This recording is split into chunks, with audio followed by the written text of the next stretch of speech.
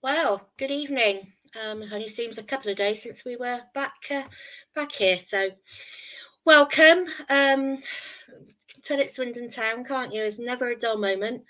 So, very hastily put together show tonight. But thank you very much for everybody who's going to be joining us tonight, and also for the panel who have agreed to come on. So we've got Andy, Mitch, and Rob ready in the wings. Let's bring Vic on first. Good evening, Vic. Very good evening to you, Chris. It's like being back on the radio and doing a nightly programme, this. It's like the old days for me. I think we should just block out 7 till 8 every night, and just in case something happens. Yeah, what are you doing tomorrow night? Yeah, we'll do it tomorrow night if we go. Yeah, I mean, to be honest, in all seriousness, of course, if anything concrete happens, well, if anything happens, let's face it, we might well be back here again at 7 o'clock tomorrow night. We don't know, but hey. You just don't know, dear. So, right, should we get the panel on? So let's get Andy. Evening. Rob. Hello. Sure. Hello. So I will leave you to it. I will be back a bit later. Any questions or comments, please leave, and I will get them through to Vic as soon as we can. Chris, thanks very much indeed. And as I've said to the chaps just now, that those shirts behind me will hastily put up in about 10 minutes. So if they all fall down, that it'll be A, funny, and B, that's why. So there we go. Comments already coming in. This from Paddy. Thank you very much indeed, Paddy. 3 nights you've rescued me from EastEnders. And I'll say it again, if it is ever boring following this old football club of ours, it's never boring, I should say. If Ben Garner does go to Charlton, he'll be gone by Christmas. I just hope he knows what he's doing. We should say at this point, of course, he hasn't got anywhere officially, and nobody's coming in officially. So if anybody from the club would like to get in touch and let us know anything, we'd be grateful. Simple as that. Andy, good evening to you. Rob, good evening to you. Mitchell, good evening to you. Let's go round the panel first and foremost.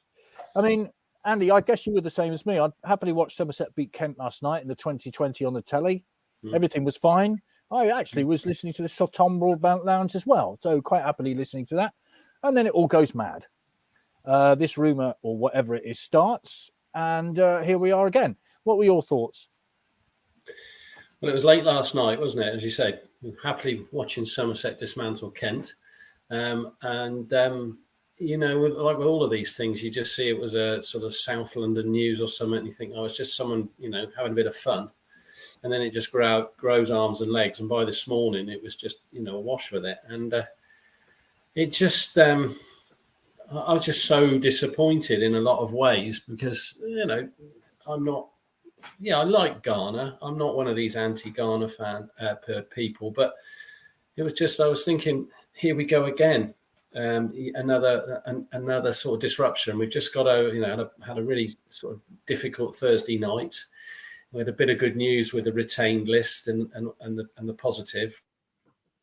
Oh, out of the blue, wasn't it? I just don't think anyone saw this coming. Rob, what about you? Look, comments coming in already. Malcolm says Swindon have refused to comment, according to the BBC. James says get Paolo back, and Ryan Mason from John. So lots of these coming in. What about you, Rob? What were your views when you first heard all this? I was a bit stunned, if I'm honest. I think it's come a bit left field, definitely out of the blue. None of us expected this. We had a very good panel a couple of nights ago where we were just debating a nice, solid pre-season. We'll actually have a manager in place, coaches in place, a plan for pre-season, and hopefully a nice little list of players that they'd already started to work on to take us forward for next season. And then, sure enough, out of the blue, as happens with Swindon so often, just when you think things are rolling along nicely, all the wheels come off, don't they? And that's the way it feels just at this moment in time. Obviously, lots of things must be going on behind the scenes, I'm sure. Lots of discussions. I am surprised that Ben Garner would consider at the moment another opportunity, if I'm honest. Forgetting the obvious things about money and club size, closer to London. There's all those things been mentioned before. But I do think that he was hired as part of a project. And I certainly had the impression last summer when Clem Morfuni sat down with him and with Ben Chorley at the press conference that we would have Ben Garner here for a considerable length of time. Unless, of course, results went completely the wrong way and chairmen do what chairmen do. But I am very surprised, if I'm honest, that we are sat here tonight talking about his possible exit, and I suspect the powers that be might be equally surprised.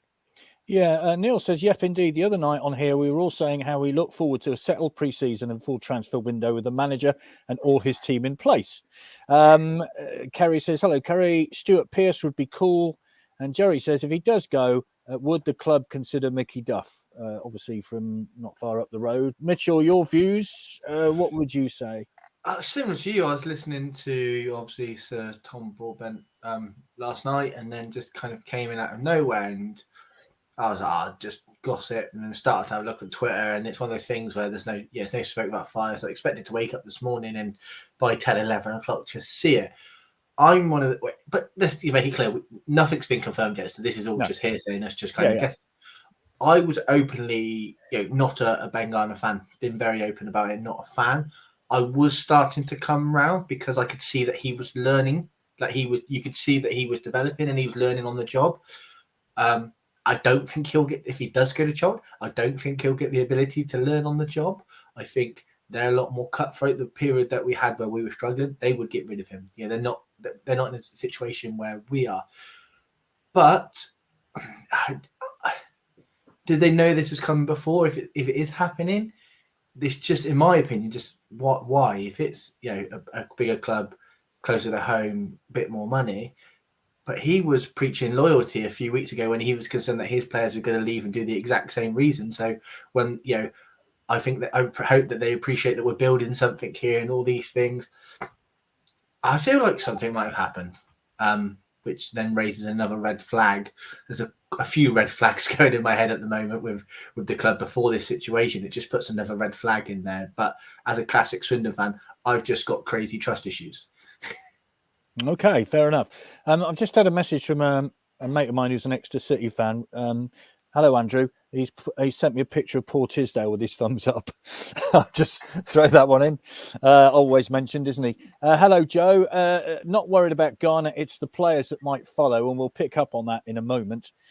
Kevin says, Paul Caddis for me. I've got a lot of time for that in some way, shape or form. Get Paul Caddis back at the club in some capacity. That will be lovely.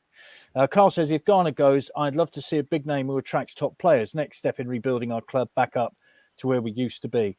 Again, we should say, Andy, none of this has happened yet, as far as we know. We're in this kind of hinterland of rumour, speculation, possibly. But players going, that is a worry, isn't it? Players going, and also Ben Chorley for me.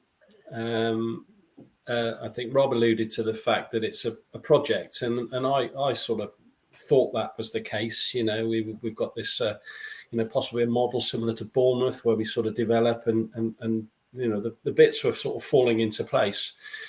Ben Chorley, for me, from what I can see, is the key person. He's the one with the black book. So not only, I don't know, again, this is all supposition, but whether Ben Chorley goes with Garner, I'd like to think that Chorley is separate to this and he stays. And as a result, he has the black book and not only attracts new players, stroke loan signings, but persuades those ones that will stay. And who knows, he might have an influence in who we get as a new manager. So, but yeah, the players, their heads will be spinning, won't they? And I know I'm sure we'll speak about it later, but I'll put one particular player in there, and that's Harry. Give Ben Garner his due. He seemed to get he did. He got the best out of Harry, and that's not easy, as previous managers have found. So that could be a big one. Yeah. Let's keep going through these. Oh yeah, Chippy Chops. Bring back Lou Macari. I don't think that's kind of happen, but I get your sentiment. Phil Baker. Hello, Phil. Is it because he fears he will suffer a points deduction next season as a result of the power affair?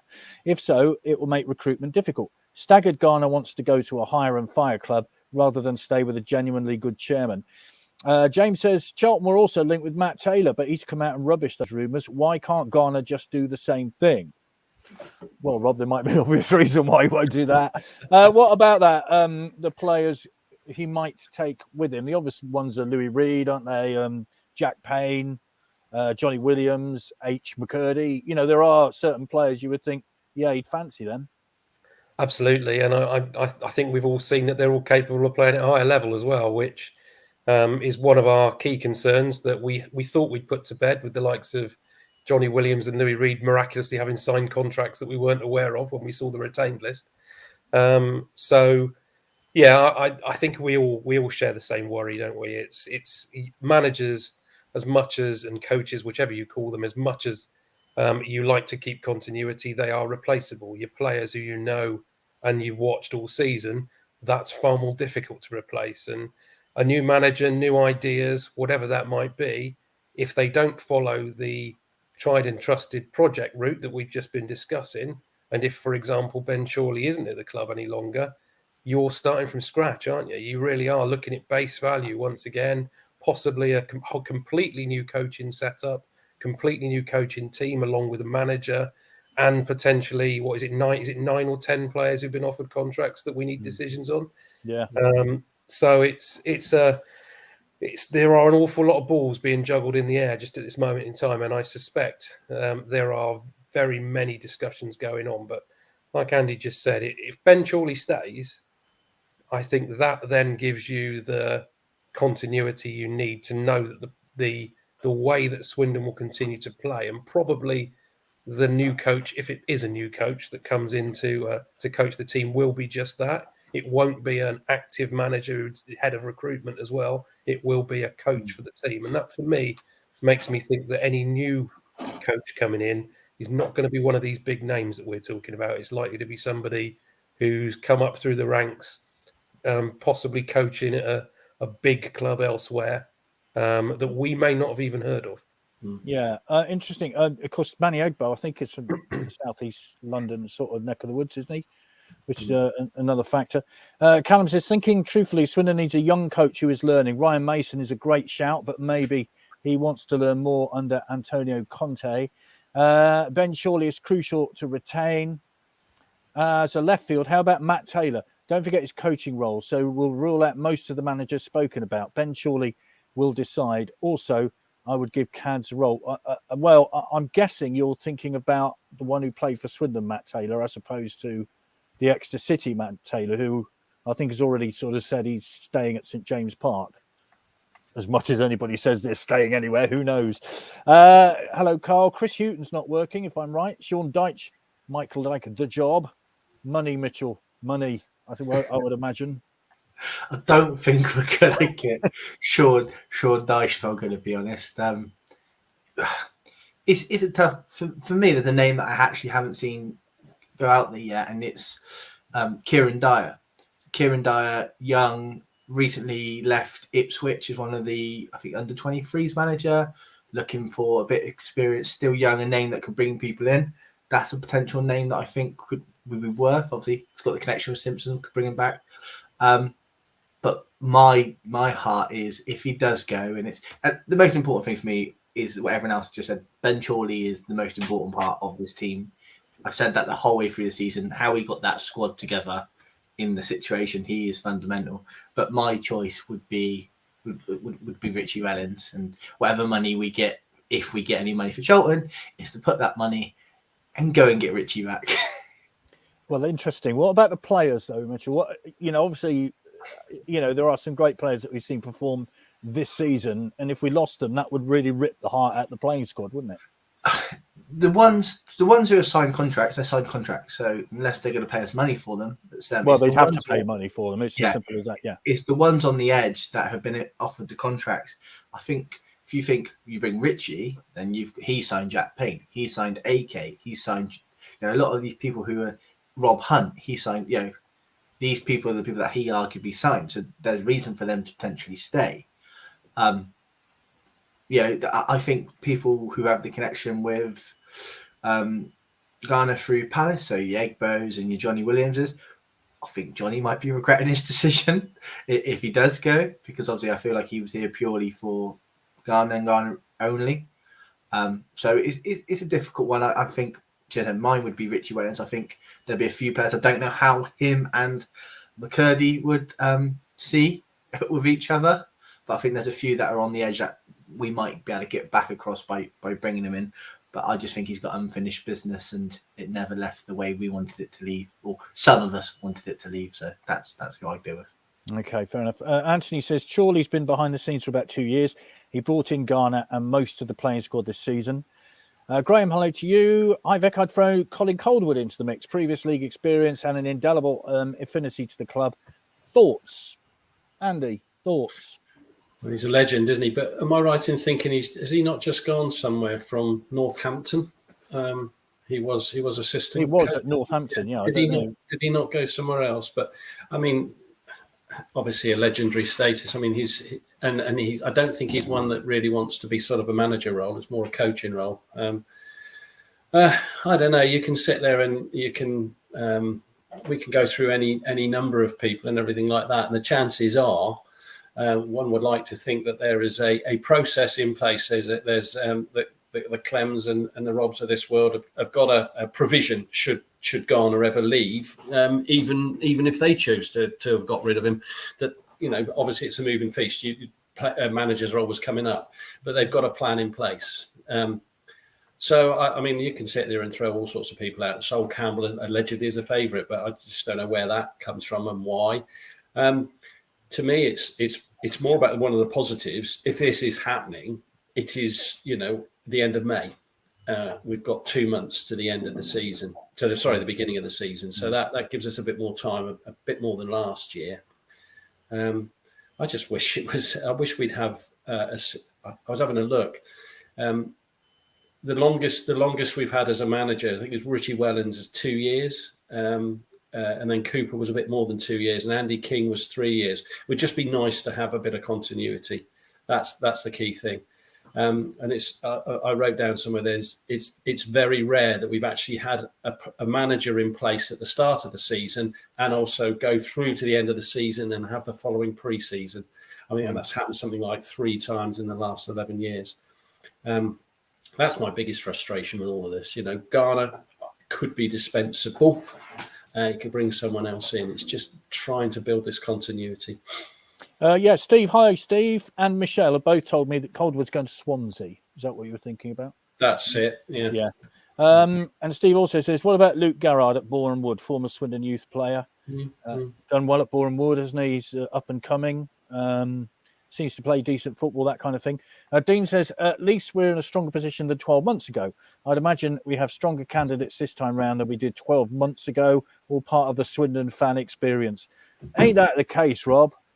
I mean, I just, you know, we were in this bizarre situation the other night of talking about this retain list, and we were saying, yeah, but does he suit Ben Garner's style? Would he want to bring a big centre half in? Would Aidan Flint do? That kind of thing. And here we are 2 days later discussing something that may not include Ben Garner. It's just bonkers, isn't it? Yeah, it's the life of a Swindon fan, and 'twas ever thus, wasn't it? It feels that way anyway. We seem to go around this same loop and jump on these roundabouts and roller coasters so regularly. It feels like we're a constant fun fair, and quite often in the haunted house, unfortunately. But I think we are a much more attractive proposition than we were 12 months ago. Let's be realistic about this. This is not Swindon of 12 months ago, where we were almost looking at oblivion, or it certainly felt that way. We have had a particularly successful season. We have the nucleus of a really successful football team on the pitch. We clearly have people in responsible places now who've got the club at heart and are doing the right thing behind the scenes as well. So this is a situation which is virtually chalk and cheese when we were trying to work out what was going to go on last summer. The problem is, like we've all just alluded to, it's that continuity thing. We scream out for continuity. Just let things be for once, and we can just get on with it. Tinker at the edges, make things better. Suddenly have a better season next year again, and it just feels like the proverbial rug has been ripped from under our feet once again, and we're all now going through that guessing game that we all do, don't we, in this situation? Is he going to go? Isn't he going to go? Who are we going to get? Is it going to be someone we know? Is it going to be someone we don't know? Is it someone everyone will like? Is it someone who everyone will hate? It's all those sort of questions that we've all got going on in our heads. And the one thing you need at this particular time is some clarity. And of course, everything's up in the air and we can't give you that. It's 7:20, and I was just thinking, where were we 7 days ago? Oh, 7. It all seems a different world somehow. Yeah, club in Port Vale, I was. It just seems a different planet. Mitchell, you're going through a waiting game of many different things, are you really at the minute? We wish you well on that particular waiting game. And I hope it's over soon.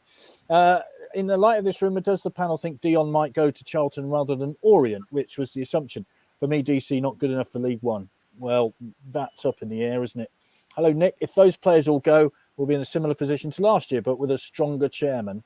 Stuart Pearce has left his role as West Ham coach, saying he's looking for a new challenge. Actually, one name I did see, I mean, I am very much of the Paul Caddis persuasion, and with somebody else who might have Swindon experience as an assistant manager alongside him in terms of a Swindon team.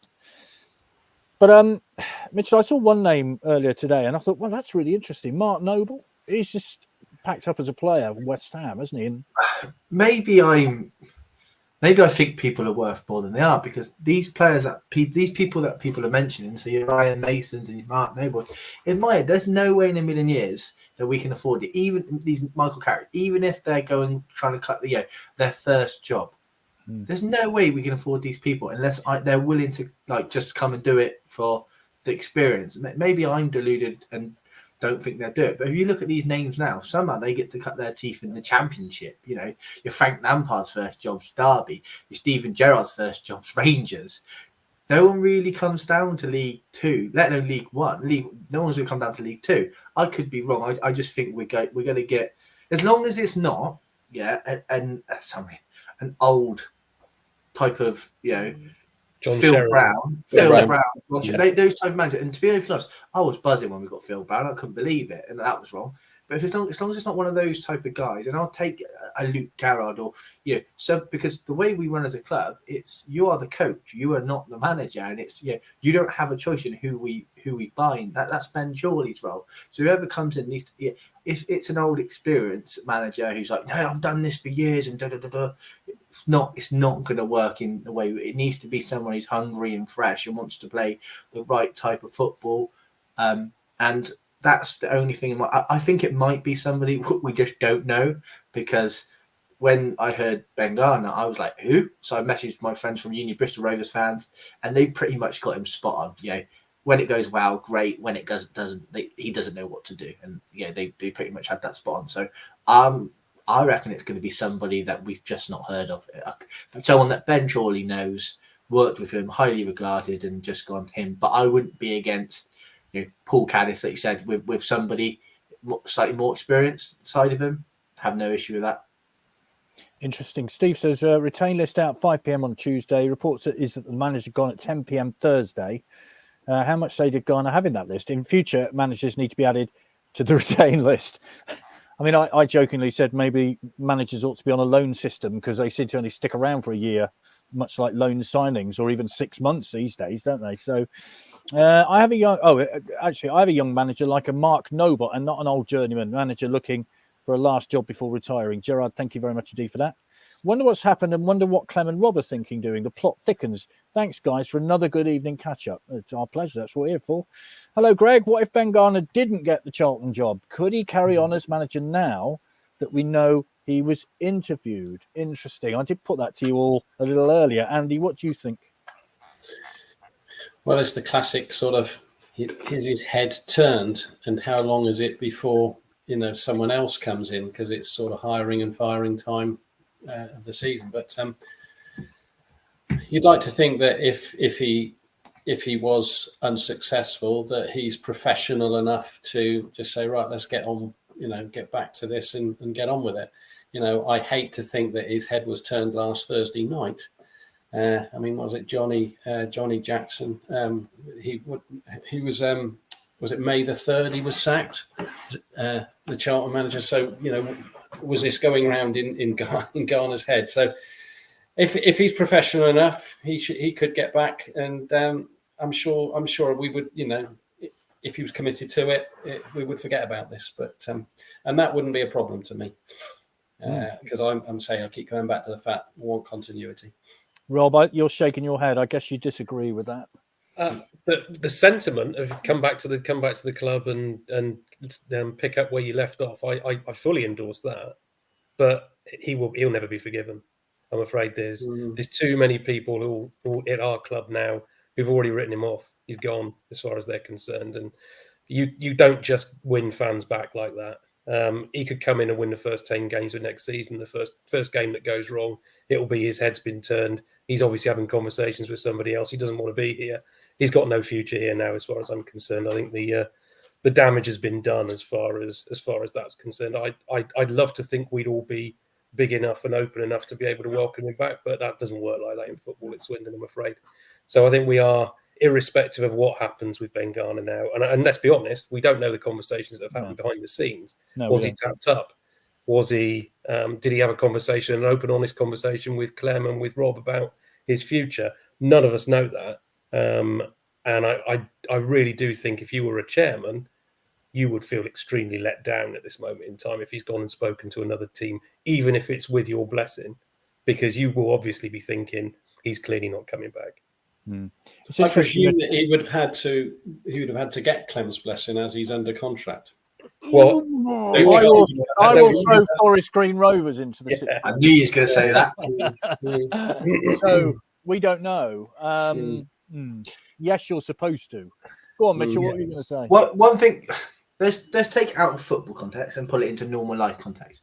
If you get offered another job, for more money, closer to home, you consider it, you take it. Okay, that's obviously we all get a little bit the heart. But if I had somebody and they tried to go for another job and said, "I don't want to be here," and then actually I didn't work out, can I come back? No, you can't. You can't come back. You know, I have no issue with you trying to go for another job if that's what you want to do and that's the right decision for you. That's fine. Okay, as a fan, it's not nice, but I get it. On paper, I understand. But you ain't coming back. You've made your bed laying it. Like, if he has interviewed for this job or asked Clem and it's gone, actually, last minute Cheltenham have got, we've got someone better, actually. Our fans haven't taken to you on Twitter. We're not going to risk the raft. That's fine. Don't come back. Because you win 10 games. That's fine. It's not like you was a person that everyone loved. It's not like a person you loved and then because they might come back. You were already a person that was on the edge with quite a lot of the fans. So you've made your bed laying it. So if you've interviewed, you're gone. Like, you're not coming back, and you could win the league, and you're not coming back to me. He was. I mean, he was somebody who split the fan base anyway, wasn't he? I mean, some, really enjoyed the football, some didn't. Some were kind of some Marmite-ish, others just take it or leave it. It was a really weird situation for a team that was doing reasonably well. Right. Hello, Steve. Luke Garrard, another one for Luke. Joe says, hello, Joe. Usually agree with Mitchell, but not sure Welland's coming back is the right move. Will split the fan base. Well, it could. It would. I mean, I think it would. There's no question. Remember what he did for the club, not just as a manager. Remember what he did for the club. I would totally go along with that and say, I can't remember a time when it was so connected. I think the football club was really connected. Fan base, team, management, it all seemed to be connected. So I agree with you on that. Spencer says, why would Johnny Williams regret if Garner goes? We play the system that he plays, hence the DOF setup, director of football setup.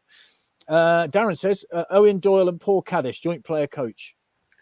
There you go. Throw that one in. Mark says, did I miss something in regards to Johnny and Louis signing on another year and the club's communication of this? It would have been massive news and I didn't hear a thing. I think most people would agree with you on that one. Terry says, what about the general?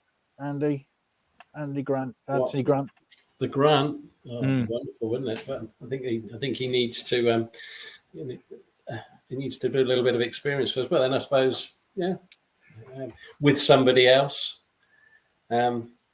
I think he'd be a fan's favourite, wouldn't he? But I think we've got to be pragmatic and like I say, the big one. I keep going back to it. As long as we can keep Ben Chorley, and then the coach, a forward-thinking coach, a young coach, and as I say, I'm pretty sure it's someone that we just haven't heard of. And as I said earlier, someone that can keep Harry McCurdy on board. That is the big one. I mean, we were talking on Monday, Tuesday night about having the centre forwards and what centre forwards we're going to need.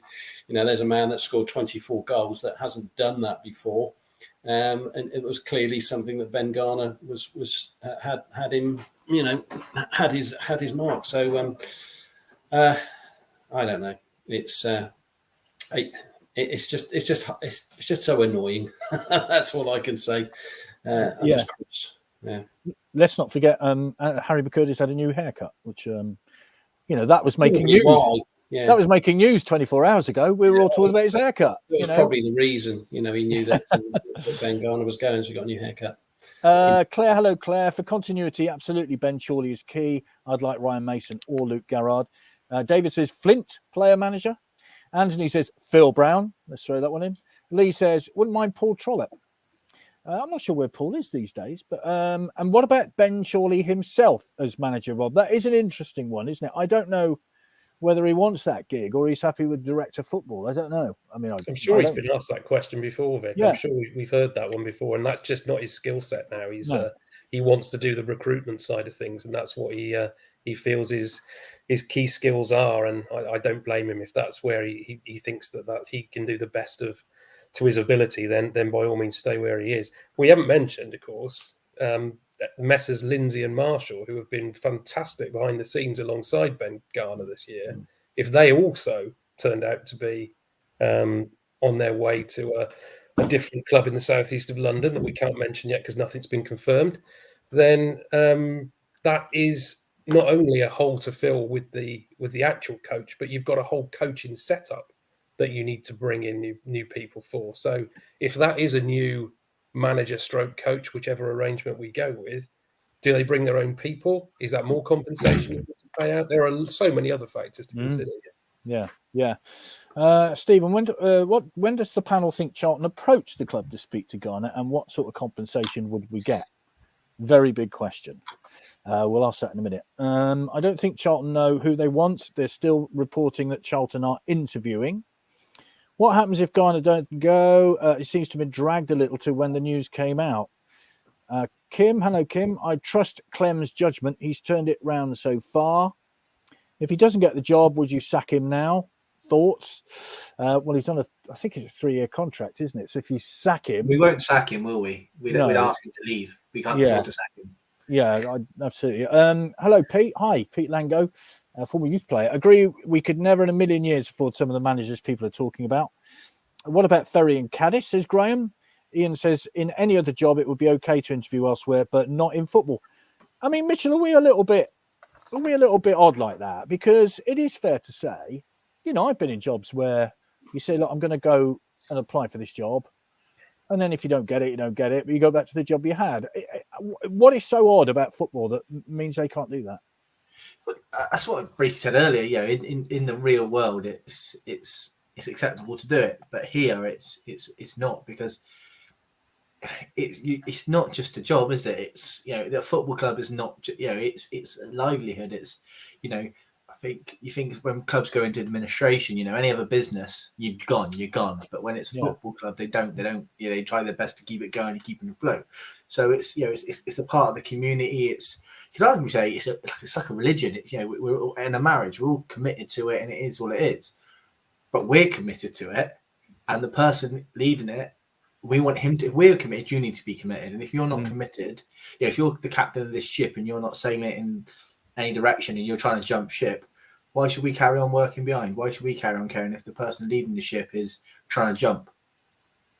Yeah, it's an interesting one. It is an interesting one. Are we unrealistic with that, Andy? I mean, at the end of the day, as Mitchell said, it's all about your job. And if somebody is offered, a better opportunity, to go for it, get it, but hey, that's the way life is.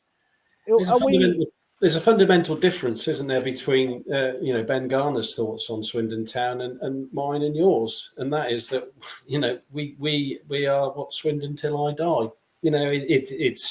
We're supporters. We love the club, and to him, it's a job, and I accept that he'll give everything he possibly can while he's there, but it's probably fundamentally a job to him, and I don't know. We're all guessing this, but he doesn't seem to be the type of guy that when he's not on social media and everything like that, and he's probably oblivious to an awful lot that what goes on and what is said about him and that. So if he did, if he was unsuccessful and came back, it probably wouldn't affect him too much. Now, I hear what Rob and Mitchell are saying about what the fans will think and what their impression, and he probably isn't that worried. I mean, fans will get on his back whatever happens. If they just don't like him. So like to think he's fairly impervious to that, but it is different. Yeah, I do accept that football and business can be different, but he can. As I say, he will. I'm pretty certain if this has gone this far, he's been offered the job. It's gone that far. I mean, and Swindon haven't said anything either, have they? That's the interesting thing. Would you think they'd have come out and denied it? Well, you would hope so, because this goes on to the next question. Callum says, whoops, it just scrolled up at the wrong moment. Do you feel clubs should be more open and honest about what happens behind the scenes at a football club with their fans? Now, I think it's fair to say, Rob, that Swindon have been very transparent in the last 12 months since the takeovers happened. We can't really argue about, the way that is at the moment. But there are certain situations, I guess, like this, where there are all sorts of negotiations that might be taking place. People are talking to people. And they're sensitive discussions, aren't they? So I guess there are certain things where they can't actually be too transparent. Yeah, I think you have to look at it from a couple of different perspectives, don't you? I mean, purely from an individual perspective, when you think about Ben Garner, if he has gone and had conversations, if he's gone through the right channels, he's chatted to his chairman, they've allowed him to go and speak to another club. If that other club aren't ready to make a decision immediately, then as soon as you go public and say, I've been talking to another club, then everybody knows that you want away. Yeah. So actually trying to manage that process from an individual's perspective must be extremely difficult. From the club's perspective, if you consider this has come as a big shock to them, it wasn't something that they were expecting, I wouldn't be surprised if they're trying to manage the message to say, well, we've actually appointed a new manager. Yeah. At the same time as they say who the old manager's going. Yeah. Just to give us as fans something to look at from a positive sense rather than a negative one. Yeah. So you're absolutely right with what you say about the PR, Vic. It has been, well, it's night and day to what it was under the last regime, isn't it? So it's so much better to have had the clarity that we've had over the last 12 months. But I do think in this particular situation, sensitivity is what's needed at the moment. And unfortunately, as we all do, fans speculate. And that's as soon as you get one little snippet of information, it spreads like wildfire now. And that's where we are at this moment in time. I think it's fair to say on the times that I've spoken to Clem about various things, he's come across as a staff person. He respects his staff and he gets the best out of them because he respects them. And I would imagine he's being very respectful, whatever his disappointment about this situation is, about this particular situation. Hello, Andrew. It's widely assumed that Steven Gerrard will replace Klopp when he leaves Liverpool. Does that mean the Villa fans don't want him at their club? That's an interesting one, Mitchell, isn't it? Imagine you are dating a woman and she starts talking to another guy. The guy goes, not interested. You find out, she comes back and goes, he wasn't interested. Are we okay? Like the Liverpool Gerrards, it's not the same. It's not the same. Just like if we had a young former player making their way through the system and we were high, everyone would go, say Luke Garrett. No, he's not an established, massive Swindon Town player, but it's the same reason why you kind of funneling up. We don't really have that. Gerrard's a different situation. It still doesn't sit well with me. And it said imagine none of this is true. And we've just done all this. Yeah. And then Swindon come out and announce and go, I have no idea where this has come from. No. He's here to stay. And so Jack Payne's re-signed. Just imagine that. Let's just think of positive. Yeah. Because we don't know anything yet, do we? The only thing is with me being a cynic, and I, you know, too many years in this business, if they come out and deny something straight away, that generally means something's happening. It's kind of, it is one of these, well, we don't know. There's been no contact between this club, and our manager's not going anywhere. And then generally 2 days later, the manager goes. I mean, it is a weird situation. It's just the way football is, isn't it? Spencer says, classic Swindon Town stuff. This, isn't it, gentlemen? It certainly is. Lee says, how about Fabrizio Picaretta if Garner leaves? Been named, been mentioned a lot. Rob says, I fear Garner will take players, and I feel we need a big name like Stuart Pearce to hold together. Oh, goodness, why does it do that one? To hold together what we have left to influence new players into the club. Sorry, it's all going a bit crazy. Dave May says, Charlie Austin, player manager. That would be an interesting one. And I think he's tongue-in-cheek with that one. Tony says, hello, Tony. Clement Rob is keeping him under contract. Needs compensation, not for Garner, also the other coaches. If true, Garner has spoken to Charlton without permission from the club. Gross misconduct. Has anyone at the club made any statement regarding Garner, etc.? What type of budget are we going to have? Or are we going down with loads of loan players again with kids? It's an interesting one, that, Andy, isn't it? We don't know what the budget situation is. No. It may well be that he's been told the budget is not as good as it was this year, in which case he might think, well, do you know what? I've got to bear it off somewhere else. Well, you've got to wonder. I mean, I'm not too sure what's happening at Charlton. They obviously had a fairly toxic manager. I believe he's gone now, isn't he? And they've sorted that out. But they're not going. I can't imagine they've got lots and lots of money to throw at it. Well, if you think about it, that Garner, he's not going to have a lot of money there necessarily. If they've got to pay compensation for him, and certainly all these people that were allegedly going to go with him, like Johnny Williams and Reed, they'd obviously have to pay compensation for that. So, I'm not party to what budget he has, and if I can't imagine it's going to be massively less. I mean, we're in a lot stronger footing, and it's Clem's. You know, he's put out there that he wants to, you know, build this club for the long term. So the last thing I should think he would be drastically cutting a budget to progress. You know, obviously there's talk about the Jack Payne's contract and what wages he was on, etc., etc. So I would think it's probably with Garner, it's more an opportunity rather than actual a financial consideration.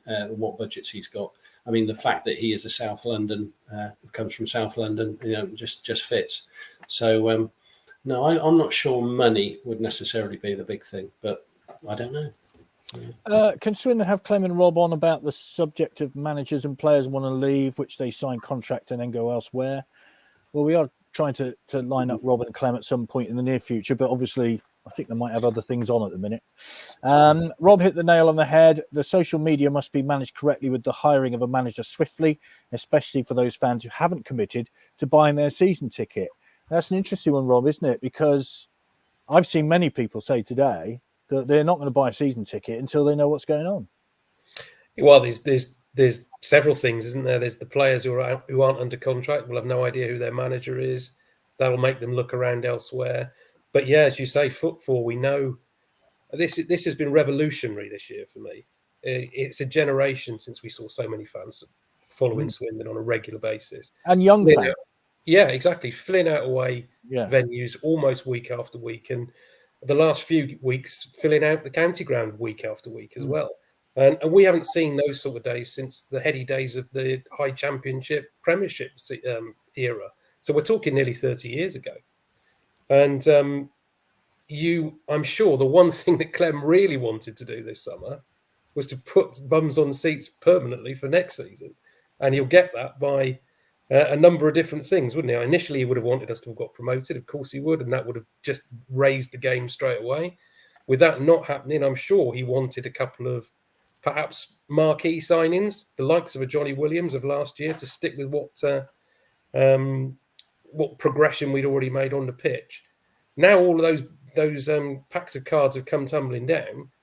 Where does he go next? And I think he's probably got his biggest challenge so far since he's been chairman. He obviously had massive challenges to become chairman, But I think this is probably now his biggest challenge as a chairman. He's got not only to convince fans that they need to be with him and need to be spending their money through the turnstiles again next season, but he's also got to go into a position where he needs to hire a manager who he is comfortable with, is going to take his club forward in line with the blueprint that he outlined last year.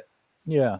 Where have the rumours come from, says Kevin, who linked the news? Well, I think it was the South London Press, if I remember rightly, who came up with the story originally. So, one would imagine the South London Press would be pretty close to Charlton. Let's have a look. Where are we? Sorry, I have to keep this. Oh, yeah. Wouldn't be impressed with Sol Campbell, who'd never done anything apart from fight relegation. Great player, not a manager. Now, he's named as favourite, Mitchell, and that's in the bookies betting. I think the local radio has mentioned that it's almost a done deal or something. I read that earlier today.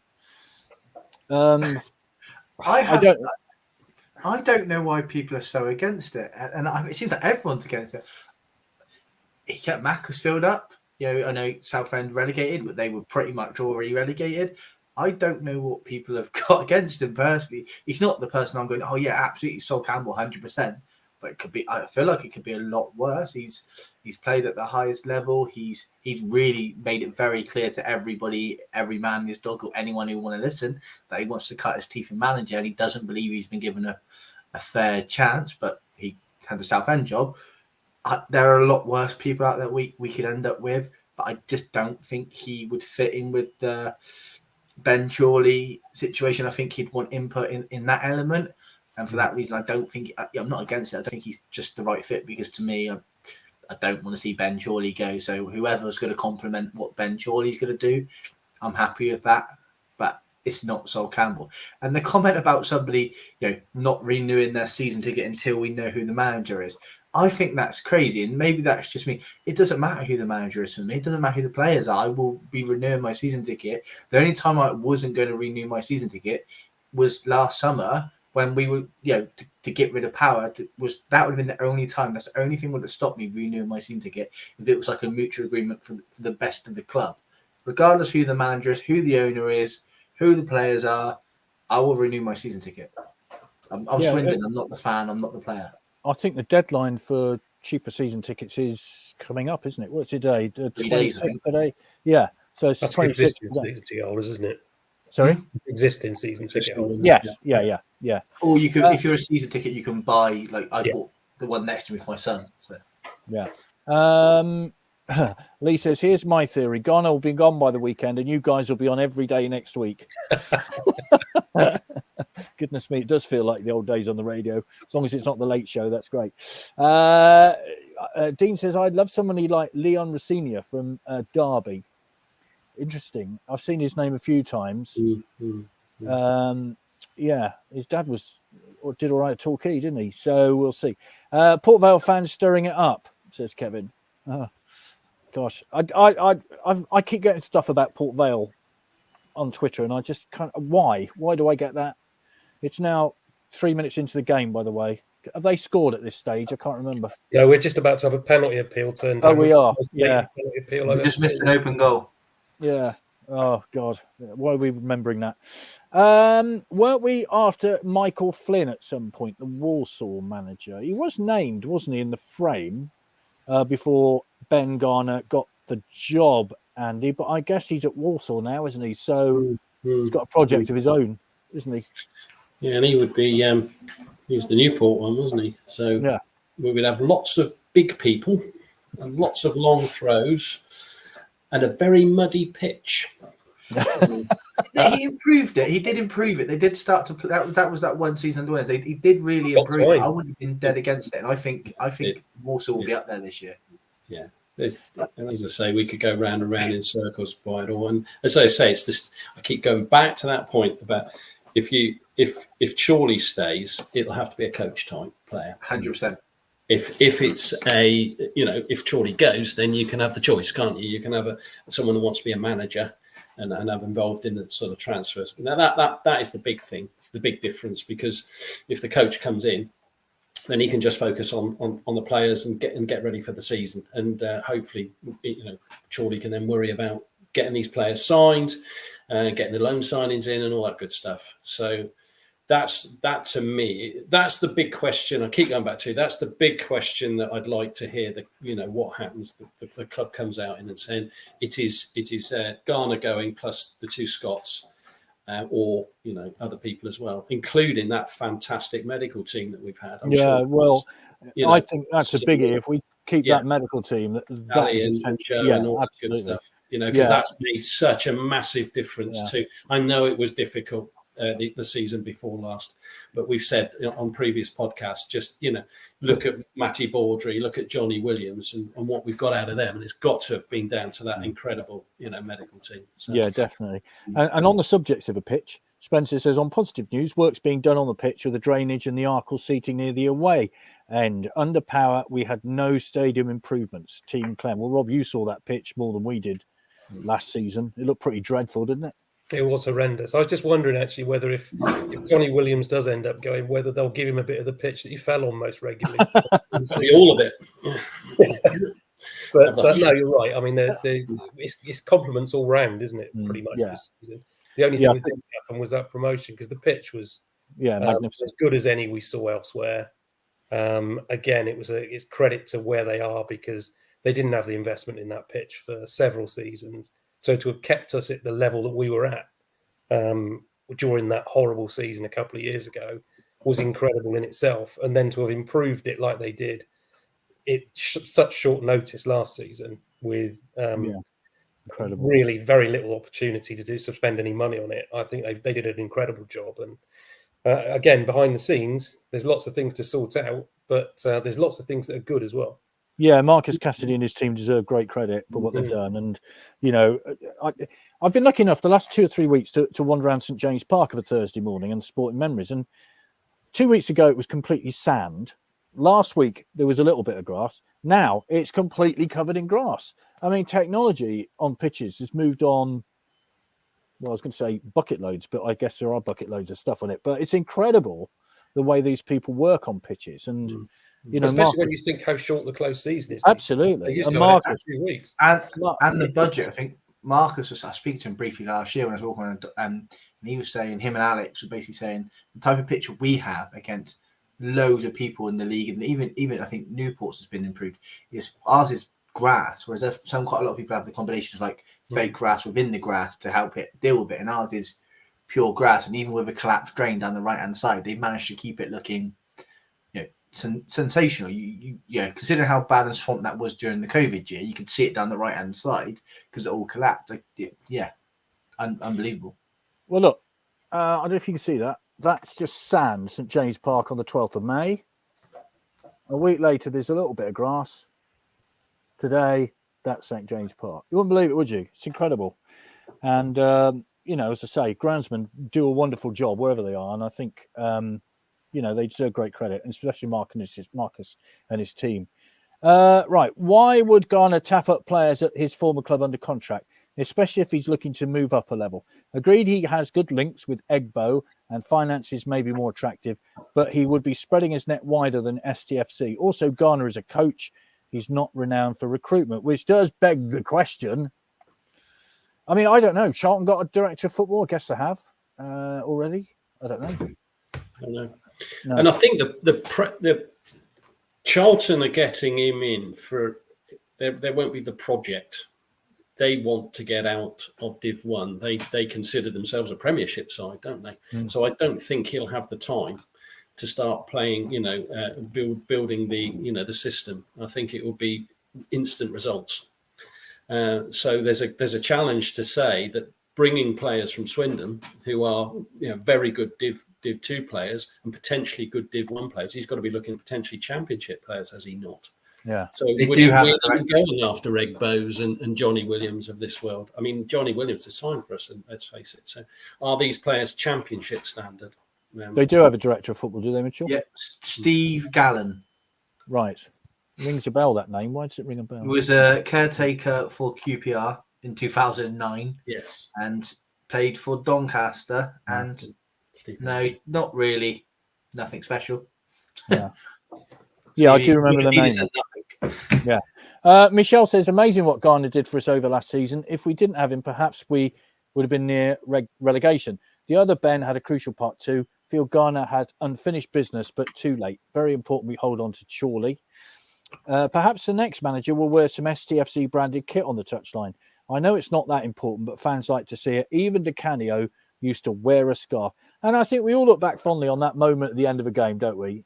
It was just, let's be fair, if that didn't move you just a little bit, there's something wrong with you, wasn't there? I just thought... We all waited for it, didn't we? The whole stadium, the game would finish and the whole stadium would just wait. And we were like, ooh. Yeah. Only Di Canio would have got away with a defeat at Oxford and still had the fans singing his name at the end. And it was all because of that. Yeah, we're going up. You're going. Remember that? I mean, it was one of the great moments, and I think it sent a tingle down all our spines when he did that. There's no question about it. So, yeah, what a great memory that is.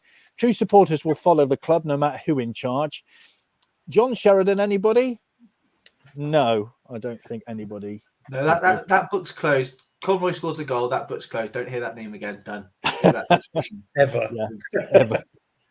Until something is released officially by STFC or CAFC, we can only speculate.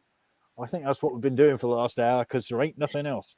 I feel like a political reporter outside number 10 Downing Street somehow.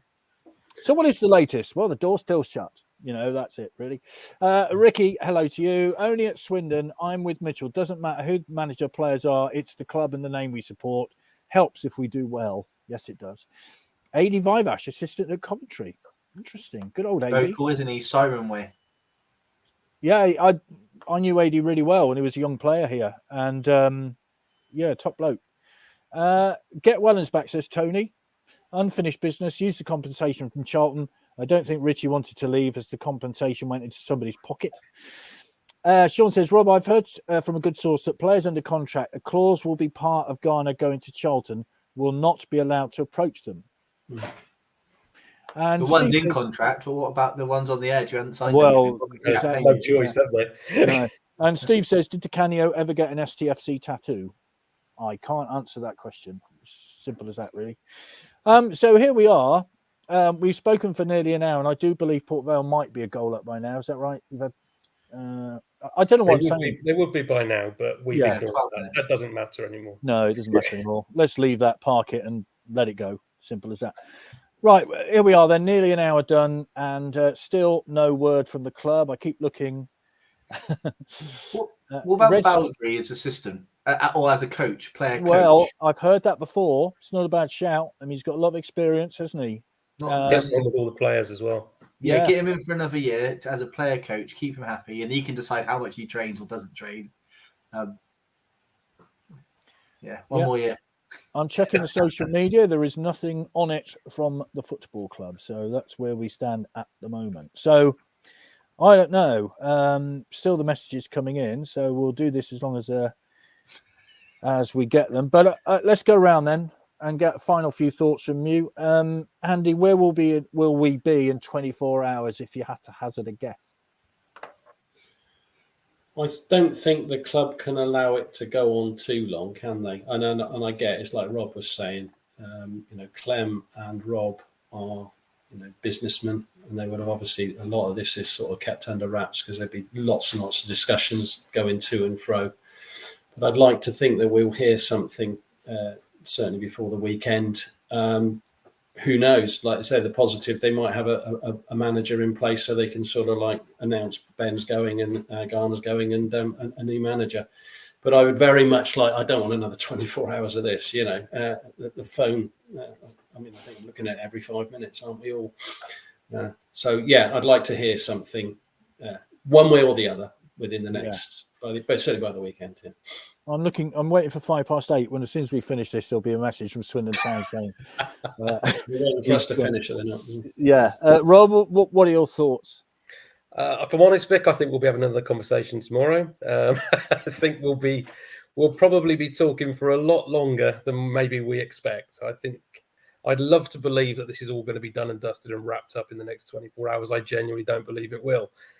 We may have a decision on whether we've still got Ben Garner in charge at Swindon, but I don't think we'll have an immediate replacement to be talking about. And I hope we do. I hope there's irons in the fire and they're already having those conversations. But I just suspect we might be having to wait a little bit longer before that comes through. And I just hope that delay, whatever that delay is, doesn't have a material impact on the playing staff. And that's my one and only, I suppose, takeaway from all of this. Coaches are replaceable, players are replaceable, but you don't want to have to replace all of them at the same time. No. And that's something that we all can do without this summer. Just stay on the live stream till the club or someone makes an announcement. Well, I have to say, we're taking our grandson to the Concord Museum tomorrow at Bristol, just to pay tribute to my former job, which was as a safety equipment assistant on that magnificent airplane. So I'm very much looking forward to going there tomorrow. So if we could delay it until, I don't know, 5, 6 o'clock tomorrow night, that would be great. Mitchell, where will we be in 24 hours, do you think? I'm not, was going to say pretty much exactly what Rob said. We've probably lost our manager by tomorrow. They have to say something tomorrow. It'd be ridiculous if they didn't. I don't think there'll be anyone in place, but I am a firm believer of taking your time to get the right person, as opposed to doing something quick and hasty and not being calculated and getting the wrong person in for the sake of getting someone in. The only thing I'd say about that is, Andy, that we've been in the playoffs, right? So we're already 2 weeks behind a lot of clubs in terms of player recruitment. If we dilly-dally too much, you've got a director of football who might say, I want, these are the signings you can have. And that the person who comes in might say, no, I don't want those players. So are we in danger of missing the boat a little bit? I always remember, wasn't it, when Hoddle left, and John Gorman having to do, the trouble we had then. So, yeah, as I say, I'd like to think it's sooner rather than later that, this sort of time that Clem and Rob have hopefully, and Ben Chorley, let's hope, have got someone lined up. Sooner the better.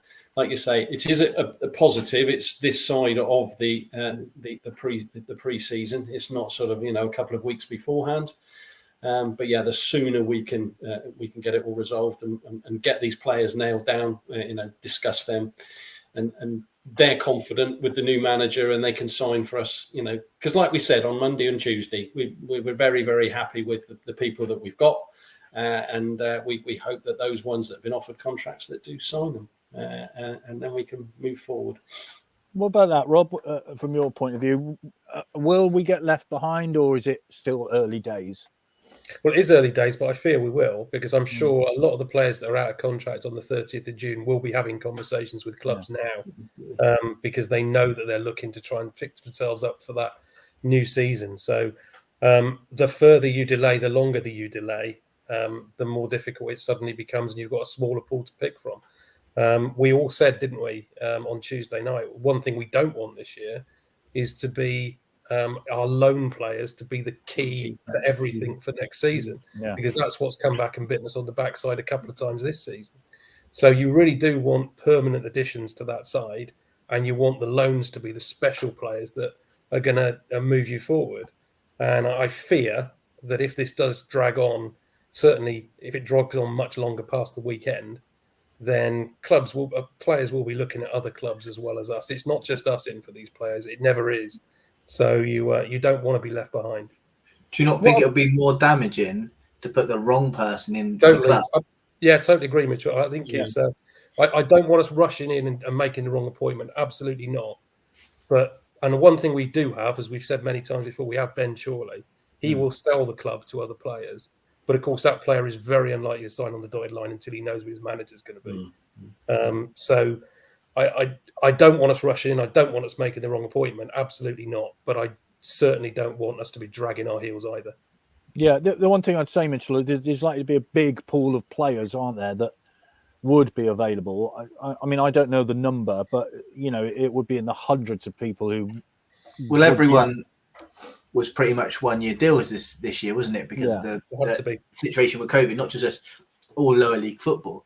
So it's not like I think there'll be a pool of people, and it's arguably they're going to take players that whoever comes in there's going to be players that they don't want, because we've already offered contracts to these players who haven't signed, and there are players that already have the contract.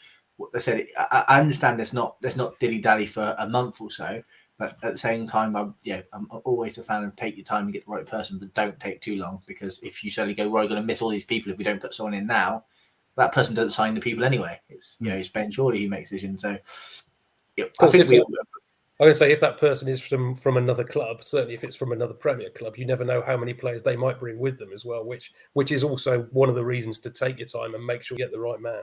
It's going to be an under 23s person. I think we can all accept that. I think we all, if it's someone we don't know and under 23s, I think we all kind of just smile and nod to that. Pretty much. One question: would you know who got Ben Garner here? Who recruited Ben Garner? Obviously, Clem and Rob had, but who was the one that actually got Chorley, wasn't it? It was Chorley, wasn't it? Yeah, it was. It was Chorley, was it? Yeah. Chorley was here first. Yeah. Okay. By the way, we've been criticised for being too grumpy. So there we are. That's solved that problem. They are Mike Weston. They are. Yeah. There we are. So you had smiles at the end of it. I think we've done about as much as we can, gentlemen, without anything else to say. Really, Chris, we've done an hour on, standing outside the door of number 10 Downing Street, speculating forever and ever about something that's not happened yet. So it's amazing, absolutely amazing that you can do this, isn't it? And some of the names that have been put forward is absolutely mind-blowing.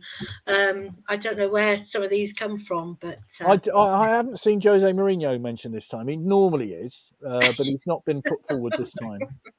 Well, we know we're going to have the Di Canios and everybody like that, but some of the ones have been really a surprise. So we'll just have to wait and see, won't we? So we will. Until tomorrow. Yeah. Enjoy your weekend, everybody. It's tomorrow at 7. See you then. Well, thanks ever so much, Andy, Mitchell and Rob, and certainly Vic for getting together on such short notice. And what will be, will be. So we just have to keep our phones, keep refreshing, and see what tomorrow brings. Yeah, it's 8 minutes past 8 now. The tweet will come out from Swindon Town about 11 minutes past 8. Andrew Steele Davis, as we speak, is waiting to go. Pop. Right, they finished. Let's go. Great to have that influence, isn't it? It's great. Brilliant. Thanks ever so much. I am not going to say we'll see you whenever now, because God knows when it's going to be, is it? So, but we will be back if anything happens. And if not, we will see you next week. So thank you very much, everybody. Thanks for all the comments. Sorry I couldn't get through them. There was nearly 300 of them, so it was quite busy. So, but thanks so much for watching, and we'll see you soon.